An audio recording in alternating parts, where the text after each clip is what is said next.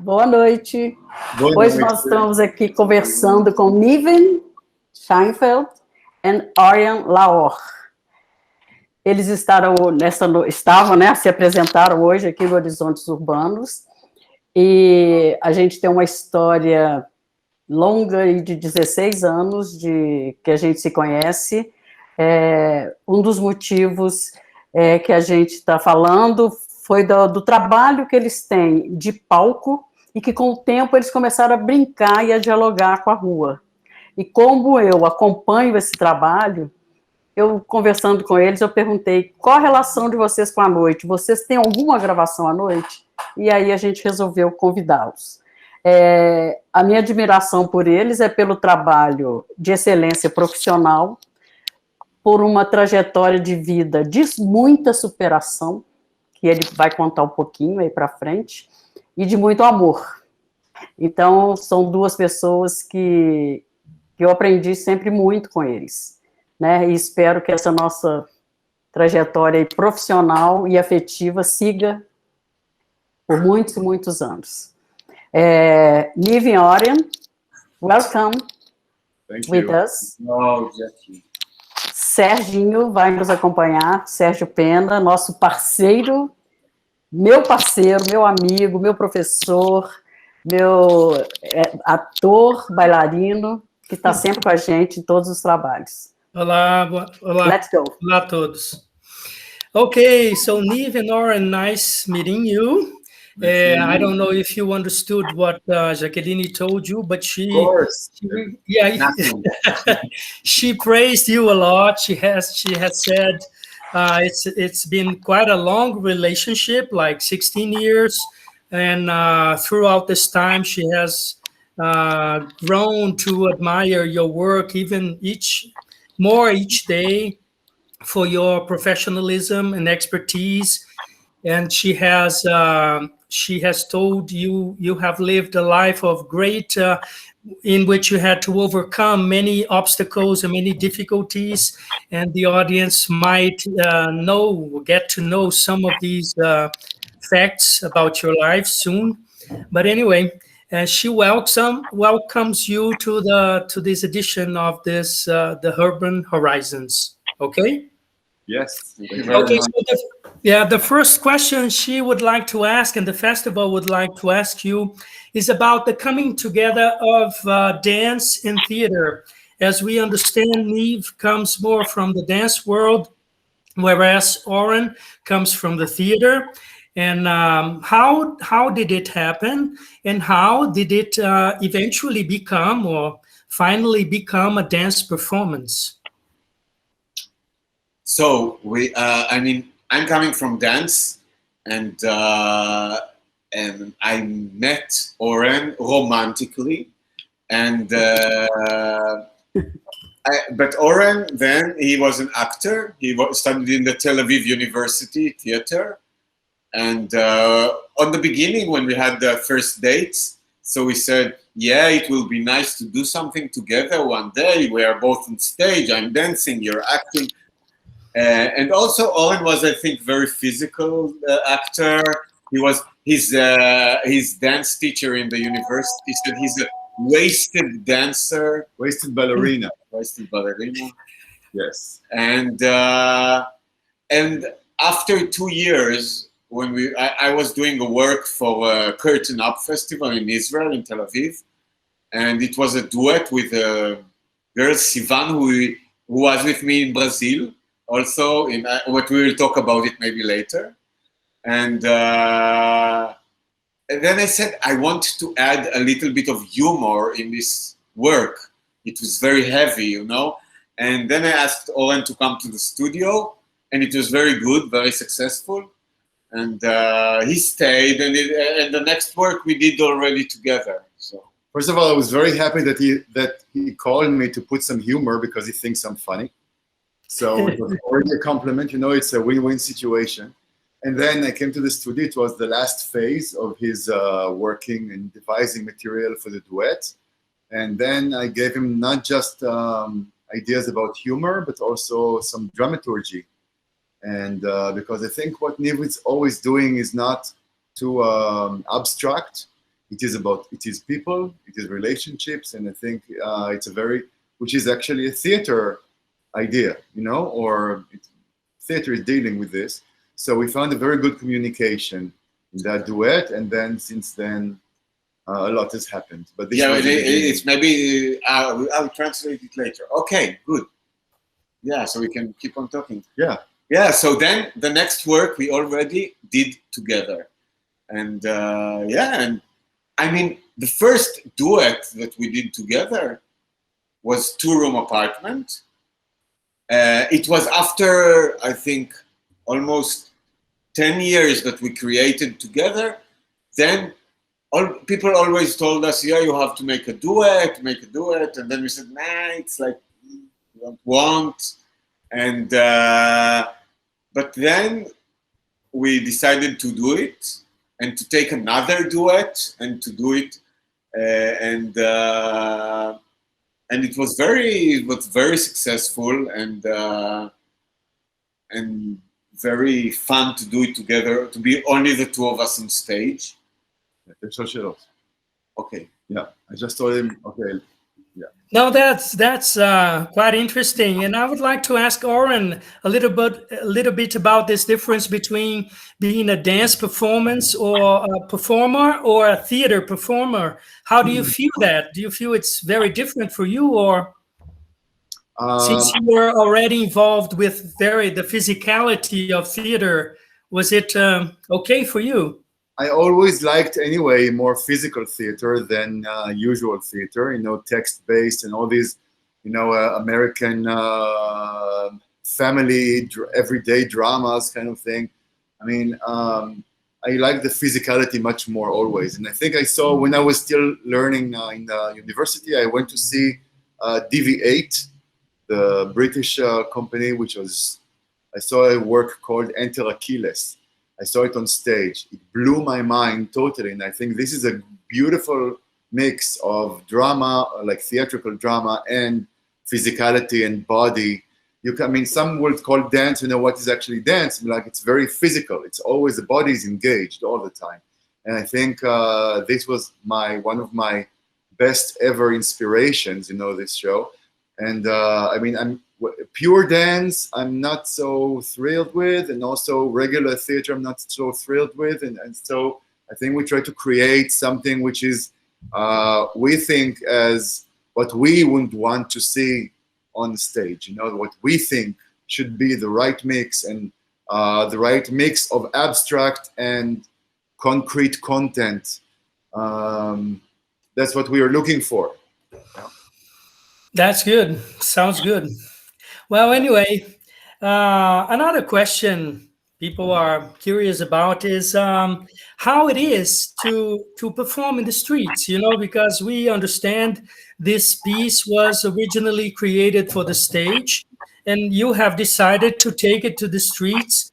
And we understand as we do that, we cannot count on all the technical help we have at theaters. And we also have to count on the intervention or whatever, the presence of the urban architecture and space in general, and pedestrians and people and cars and everything that goes with in the street, So how was it for you? How is it for you to perform in the streets? I think Corona gave us a big present. Not in every, but in the sense of that we were at home. We were told not to go out. They spoke only about, you can go out of your house only if you are 100 meters. No, 100 meters, but also if you are vaccinated. Essential. Before much before the vaccinations. Yeah. Only if you are essential worker. Only if it's important. If your work is important. And I was like, is my work important? Am I important? Is what I'm doing important? And I said to myself, yes, it is important, because I think people want to be together and to come, to have energy. It's like a religion, It's like, for me, it's like a synagogue. It's like church. It's like coming to the theater. and they said, you cannot go to the theater. And they said, you can go only 100 meters. So we said, okay, let's go out 100 meters. And we wrote on Facebook, we are going out to practice. And people came. Some people came, some people passed by and just stayed and watched. And it was so strong because people that are not coming to the theater, you know, it's some old guy, 95 years old with the wheelchair and his Filipino assistants, and she was taking him. He said, yeah, I want to see. And he take out the phone and picture us. And he will never come to the theater, you know, and little children. And I think in this pandemic, I think the situation was so weird because you were, for a long time, you were forced to stay inside your house and not leave your house in the beginning. And unless you had, like, you can go shopping for food or to go to the pharmacy, but you cannot go anywhere else. So you can do sport, but you have to do it 100 meters from your house. So actually it was the reverse of situation that your house also became your prison because you cannot go anywhere anymore. And actually to go out to the public space and to see other buildings and sky and, you know, and flowers and trees, this became actually like a paradise that you can just go out. You know, well, the computer is running out of electricity. We have to connect it. Okay. Just a sec. And then, yes, okay. Oh, the light is better now. Okay, so we decided, okay, so we are on the street, we can go there, and then we have to make art still present in people's lives because we think it's essential. And it's very easy to forget how much it is essential. So we have to remind them how much it is not just something that you can very easily get rid of and, oh, okay, so we don't have to see theater, because when you experience it and you encounter it and you enjoy it, you don't want to live without it, you know? So it was really a mission of, in this year and a half, we did about 15 performances in the street to make art present in the public life still, not to let it die, you know? And it was really astounding. Now, from what you were saying, because really the show was meant to be in a theater with lights and with, you know, with music and very loud music and people sitting in their seats and the regular, although in our work, in this show, people are sitting around the space, around the stage anyway. So it's like a rectangle around the space. And in the street so in the theater, you have this focus of the black box. Everything is concentrated. You come to do this exactly. And if you do it in the street, you see buses, you see cars, you see people going with their dogs. You know, you see people walking with their children. So, and you see buildings, you see a different kind of scenario than you were expecting. Yeah, and of course it's very different, of course, but it's different in a way that you think, yeah, art should be it's like an organic part of the everyday life, like it's part of in the theater. It's really so organic how it's being done there. For me, it changed my perspective of art, of what is my mission in the society. I can also take part in the, not only in the respectful way in the theater, you know, people are coming, clapping. I can do it also differently. It was very strong. And also I think performing in the street has a strong sense of democracy in it, because then it doesn't matter if you are totally broke, you don't have money, or it's not like your clique of people to go to the theater. In the street, everybody can go. If you're vaccinated, not vaccinated, you know, if you're little, if you're old, it's totally open to everyone. You don't have to pay. I mean, we didn't take any money from this, you know, and it's for everyone to enjoy. And I think this sense of democracy is also something that is playing in everybody's mind when they see it, because you feel that it's democratic. You feel that it's done for free. It's professional artists and performing for free for everyone to watch, for children, for all people. And I think this is a very, it gives you a good sense of freedom, I feel. A lot of people came after the show. We want to give you money. How do we pay you? And we said, no, it's okay. We are doing it for the love and for giving it. And it was very heartwarming to feel this energy. It's not. Well, I can imagine it somehow brought you down to what is very essential in this relationship, right? I mean, your bodies, your movement, and the people, and whatever else is available at the space. Yeah, the noises, the whatever, the dogs, the old people, the cell phones, everything else. Yeah, it's very interesting. Yeah, very, very nice perspective. And we also interacted with the environment. We didn't just stay totally indifferent. You know, there was a young kid was dancing with, you know, from outside of this stage that we created. So we were dancing with him. We're give me five. So he would give us five. You know, there was a scooter, like a bicycle, a person with a, you know, delivery man with pizzas. You know, he was passing by. So we were doing like this to him. So, you know, all this kind of, we used actually the environment and what is happening there, you know, to, and there was a bird passing right inside, right above our heads. So we were looking at it. I mean, we acknowledged the environment. We didn't think, oh, this is bothering us. It's not bothering us. It's part of the thing. And what it's good because it helps to create the sense of presence. And I think art, stage art, wants to create a strong sense of present, of here and now. And all of these things that are here and now are emphasizing this feeling. And of course, you have less control of what's happening because, I mean, I remember one of the shows, a dog was walking into the grass area where we're performing, and we were hoping that he doesn't do some shit, you know, because otherwise it will destroy the, you know, the stage for us, you know. Yeah. So, and you cannot expect to see what's happening. So nice. Very nice. Well, yeah, and there's another question here, which is about, we can see from the video we have just, most people have just seen, that you have performed all around the world in different places and at different times of the day. So the focus of the festival this year is mainly the night, yeah, let's say the night shift, you know, what goes on in the middle of the night. And we can see you have performed quite often during the day. So what is, do you have any comments on that? Do you think there is a difference? Do you feel it is different to perform during the day or during the night?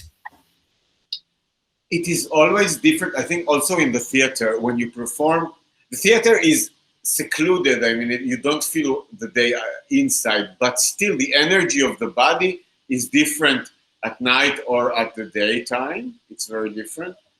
And I think performing out, it's very different because the energy of the sun and is one thing, and the night is give you in more something more internal feeling, more. I mean, we just had performed now in the north of Israel.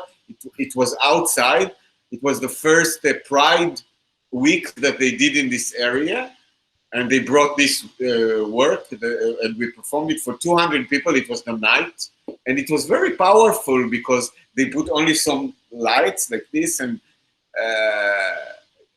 the night it was everything was humid, you know, moist, and I don't know. It was something more intimate. It's like a black box, you know, because the theater is like black usually. And then the night is also something that closes in. When we decided to perform in the street, we needed to think when is the best time to do it. Now, of course, before 2 o'clock, it's too hot. Or let's say before 3 o'clock, it's too hot. So we decided to do it at 4 because in that specific place where we performed, which is only 100 meters away from our house, which in the beginning of the Corona lockdown, it was the only place available because you can only move for 100 meters. So this was perfect in the boulevard, 100 meters away from our house. And in that section, with all the trees, when the night falls, you cannot see very well in that. I mean, there is not too much lights, street lights on it. Although it's a very central place, but in that boulevard, this specific point is not very lit. So we had to do it in the time when it's not too hot, but still there is light so people can see it. However, we found later on a place a little more, a bit more far away from here, from our house, but it was already in a time that you can go more than just 100 meters or 1 kilometer, so you can go more farther away. And then we did it in the night. We did about 4 shows in the night of other shows, not just Two Room Apartment, but also 2 other works. And this we did in the night. Now, it's a very interesting thing what you're asking, because there is a difference between day and night, obviously. But in the Corona time, when a lot of people were unemployed, didn't go to work, so the day was also about your having not much to do and just wandering around, like in the night you're looking for entertainment or or something to please you, or a restaurant or something. So a lot of people also during the day were wandering with no aim and no purpose, because a lot of things were closed, the restaurants, the cafes, the movie theaters, everything was closed. So people were actually looking for action also in the daytime. But of course, the night has like this atmosphere of night. You cannot, what can you do? Like everything is like, it's more intimate by definition, and it brings out some kind of night animal in you that is, yeah. Okay, thank you. And finally, the last thing we are curious to know is about your relationship to Brazil. Yeah. This is where the violins come in, Yeah, but if you could, tell us a little bit about this relationship, it would be good to hear. Special. It's very special. And first time I came to Brazil was 2006, Jackie? No, 6 was already the 2006. That was the first time. Right. Okay. Okay. And then Oren didn't come yet. It was a duet with Sivan, with another girl, and a solo of me and a small movie. And Jackie it was Jackie Festival Una Dua Nadança. And also in Brasilia and São Paulo. And I had 3 strokes then during this in Belo, in the end of this tour. And the last one really put me like in the hospital. My Oren and my father came 2 days after. What do you mean 2 days? 27 hours after. 27 hours after they were there. It was the first time they were together talking, because Really? They knew each other, but not too well. And my father tried to say, look at this beautiful, sexy lady at the airport. And Owen said, yeah. Anyway, so it was, and I was there for 3 more weeks in the hospital, and had very strong and beautiful connections. And Jackie was there, and everyone. And then we came back after how many years, Jackie? 2010. 2010.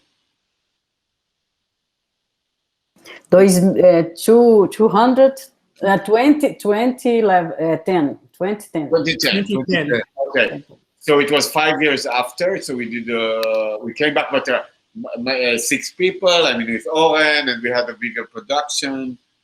And it was also beautiful because when Niv was there and having this crazy stroke, so he didn't make the show in Belo Horizonte because he was, And then I remember the doctor, there was a Brazilian Jewish neurosurgeon, Lilian Scheinbein, I think. And she passed. She passed away. Yeah. Okay, I have to. But okay, let's talk about it later. Wow. Yeah. So anyway, so this doctor was there, and she was always with Niv in the hospital, and she told us he will not be able to walk again, of course not to dance again.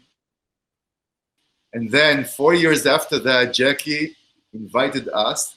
He was dancing the original dance that he was supposed to dance in 2006 in her festival, which was so moving, how that after the doctors told him that he will not be able to walk and dance, he came back, he was dancing this dance, and then we did, of course, Two Room Apartment. I mean, he's dancing like, he doesn't give a shit what the doctors say. He just No, I respect. I respect. Yeah. No, I understand. And I want you to know that lots of people, me included, were rooting for you while you were at the hospital because Jacqueline spread the news, you know, so everybody was rooting for you. Everybody was really connected to whatever was happening to you and sending you the best wishes, you know. And it's so touching to see you now still dancing and so full of energy and once again down here. So that's very nice. Let's hope we can meet physically sometime soon. Oh yeah, that's the plan. Yeah. Yes. Okay, so I thank you guys very much. It was a pleasure talking to you. Would you like to see anything else? Would you like to tell us anything else, Jacqueline? I really missed Brazilian food, Jackie. Just bring us back to Brazil. I know, strawberry with chocolate. It's strawberry with chocolate. And how do you call this chicken covered with dough that you put in the oil? Pão de queijo. Now, pão de queijo is Pão my de favorite. queijo. But also the black beans and the rice. The Feijoada. Feijoada. I was so it's the best food in the world. And Yes. also very nice people. Quiabo com frango. Com frango. That's ochre. Ochre with And News Home at Papagaios. Como é que fala? Favela. At Favela. Yeah, at the slum. Yeah. Slum. When you took me to the favela. Yeah. Frango com quiabo. At It was slum. amazing. I mean, because the favela, you hear so much about it, and you go into the favela, and you see people are alive, and they're happy, and they're singing, and they're living. They're living a life. They're hard-working people, Yes, serious people making a living, working honestly. Yeah, I've just read recently that favela is the name of a tree which has very, very piercing thorns, and it was on the hill where one of the first favelas in Brazil was created. And that's why the name is favela. Yeah. Today we call them communities, urban communities, you know, settlements, but they are, some people, you know, still call them favelas because this is the original name of the tree. Yeah. That's interesting. Okay. Yes. Nice. All right. Exactly. Thank you. I want to thank you very much, and to say that I'm waiting for you here in Brazil. And, Yes. Jackie, we're waiting to hug you physically. Yes, of course. I want to. Very much, very much. I love you. I love you. We love you, and stay healthy. Yes. Thank you very much. Take good care. Pleasure. Thank you. You too, guys.